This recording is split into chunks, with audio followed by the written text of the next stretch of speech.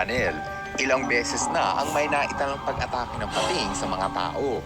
Kada taon, mas nadadagdagan pa ang kaso ng shark attack accident habang mas dumarami ang tao na naiingganyong lumangoy sa dagat.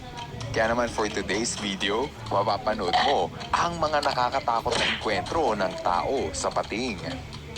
Dito sa video na kinuna noong 2019, mapapanood ang pag-atake ng bull shark sa bangka na halos ikataob ng mga pasahero.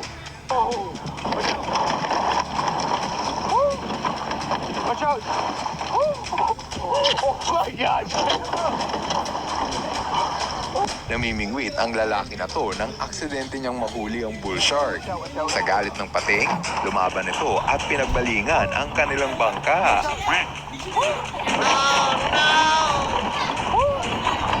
Watch out! Tila ba hindi ligtas ang sumakay ng bangka, lalo na kung inflatable boat ang sinasakyan mo. Sa video, mapapanood ang panggigigil ng pating at para bang gusto niyang palubugin ang bangka sa pagbutas ng inflatable. Matalino ang pating na to.